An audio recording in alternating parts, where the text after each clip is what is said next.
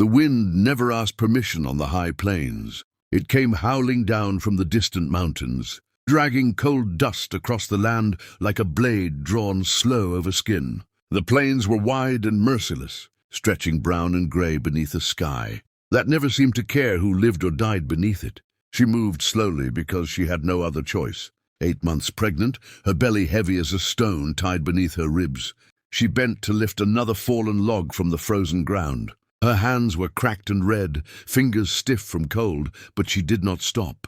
Stopping meant thinking. Thinking meant fear. The shelter was no more than a half-circle of stacked timber pressed against a rise in the land. Fallen pine logs dragged down from the edge of the hills. Mud packed into the cracks. A torn canvas sheet stretched across the top, weighed down by rocks. It wasn't pretty. It wasn't safe. But it was hers, and it stood between her and the wind. Her name was Eliza Crow, though no one had spoken it aloud in months. She had once lived on a ranch not far from the river, whitewashed fence posts, a red barn, horses in the corral, a husband too, a man with soft words in town and hard fists at home. When the money ran out and the temper came loose, the ranch stopped feeling like shelter and started feeling like a grave. So she ran. She ran with nothing but a blanket, a tin cup, and the unborn child, pressing against her spine like a reminder she could not ignore. She walked until her shoes split, until blood darkened the dust behind her, until the plains swallowed the memory of where she came from. Now she lived between nowhere and worse. A shadow crossed the ground. Eliza froze. Her breath caught halfway, in her chest as her hand instinctively went to the small knife tucked into her boot. She didn't turn right away. Turning too fast could mean panic. Panic could mean mistakes. The shadow moved again, larger, horse-sized. She turned. A rider stood on the rise above her shelter, horse dark and broad-chested, steam rising from its nostrils. The man in the saddle wore a long coat the color of old bark, a rifle slung across his back. His hat brim was pulled low, shadowing his face. Cowboy, mountain man, gunman. Out here, the difference didn't matter much. Her heart hammered. She stepped back, one hand bracing her belly, the other gripping the knife handle, though. She knew how useless it would be. Against a gun, the man did not move. He looked at the shelter, the logs, the canvas, then at her. Slowly, deliberately, he lifted both hands away from the reins. "I ain't here to trouble you," he said. His voice was rough, worn thin by wind and solitude. Honest, maybe, or well-practiced. Eliza said nothing. He shifted in the saddle, eyes narrowing, not at her but at her stomach, the heavy swell beneath her coat. Recognition passed across his face like a shadow at sundown. "You shouldn't be alone out here," he said. She laughed once, sharp and humorless. "Didn't plan on it." The man studied her a moment longer, then nodded as if answering a question only he had asked himself. "Well," he said, "you aren't." The words hung between them, heavier than the wind. Eliza's grip tightened on the knife. "That depends what you want."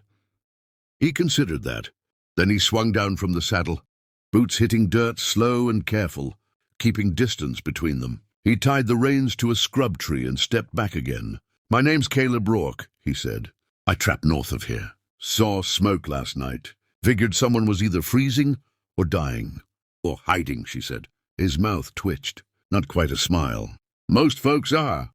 The silence stretched. A hawk cried somewhere overhead. Caleb's eyes flicked to the horizon, then back to her. "There's men riding these plains that don't ask permission, and some that ask questions with bullets." Eliza's stomach twisted. "Not from the baby this time." "You saying you're one of them?" "No," he said. "I'm saying they'll find you eventually." Fear burned hot behind her eyes, but she swallowed it down. She had not survived this long by showing weakness. "I built this," she said, gesturing to the shelter. "I'll defend it." Caleb nodded again. "I believe you." He reached into his coat slowly and pulled out a small sack, tossing it gently onto the ground between them. It spilled open, dried meat, beans, flour. "Winter's coming early," he said, "and you won't outrun it." She stared at the food like it might vanish. "Why?" she asked. He hesitated. "Just a fraction. Because I buried a woman last winter who thought she could." The wind howled louder, as if punctuating the truth of it. Eliza sank down onto one of the logs, exhaustion crashing over her like a wave she could no longer stand against. Tears threatened, but she blinked them back hard. Crying was a luxury she could not afford. Caleb watched her quietly. "You got a name?" he asked. "Eliza." He nodded. "Eliza." The baby kicked then, hard enough to draw a gasp from her lips. Caleb stiffened, concern flashing across his weathered face. "You close," he said. "8 months," she replied. Caleb looked at the shelter again, at the sky, at the land that did not care. His jaw tightened. "There's a cabin," he said. "Half a day north. It ain't much, but it's solid. I can take you there, and if I say no, then I'll ride on," he said simply, "and hope the wind shows mercy." High stakes settled into the moment like dust after gunfire. Eliza looked at the logs she had dragged with bleeding hands, the canvas roof, the lonely fire pit, the horizon that offered no promise. Then she looked at Caleb Rourke, at the rifle, the scars on his knuckles, the eyes of a man who had survived too much to lie easily. She didn't trust him, but she trusted the plains even less. "All right," she said, "but you try anything." "I won't," he said quietly. "I give you my word." Out here, a man's word was sometimes all that kept the darkness back. They hadn't gone a mile before. Eliza felt it, the unmistakable sense of being watched. She turned in the saddle Caleb had helped her onto, scanning the ridges behind them. Dust moved in the distance, not wind. Riders. Caleb saw it too. His expression hardened, all warmth draining away. "Looks like trouble followed you," he muttered. Eliza's blood ran cold. She knew those riders, knew the way her past never stayed buried. The plains were about to collect their due. The riders stayed just far enough back to pretend they weren't following. Dust lifted behind them in slow, deliberate plumes, catching the afternoon sun like smoke from distant fires. 3 horses, maybe 4. Eliza counted twice, her stomach tightening each time she turned in the saddle. Caleb rode ahead, posture loose but alert, one hand resting near the rifle at his back. He didn't look over his shoulder, but his awareness pressed outward like heat from a forge. "They yours?" he asked quietly. Eliza swallowed. "One of them will be." "That your husband?" "Yes." Caleb nodded once. No surprise, no judgment, just the confirmation of something already weighed and measured. They pushed north, riding into land that grew harsher by the mile. Grass thinned. Rocks cut through the soil like broken teeth. The sky dimmed as clouds rolled in heavy and low, the kind that carried snow even when the calendar insisted it wasn't time yet. Eliza's body ached with every step the horse took. Her back burned, her legs cramped. But worse than the pain was the memory riding just behind them, hands, gripping her arms, breath sour with whiskey, the way her name had sounded when it was used like a leash. A gunshot cracked the air. The horse beneath Eliza spooked, rearing slightly before. Caleb reached back and steadied it with a sharp word and iron grip. The shot hit dirt 50 yards to their right, a warning more than an attempt. "They want you scared," Caleb said. "It's working." Another shot, closer. Caleb veered suddenly, guiding them toward a narrow cut in the land where the ground dipped sharply and rock. Walls rose on either side. The horses' hooves thundered as they descended, the sound echoing like a drumbeat for the dead. "They'll try to box us," Caleb said. "If they catch us before the pass—" He didn't finish the sentence. They burst out the other side into a clearing dotted with dead trees and boulders, left behind by old floods. The cabin sat at the far edge, squat and dark, smokeless and silent.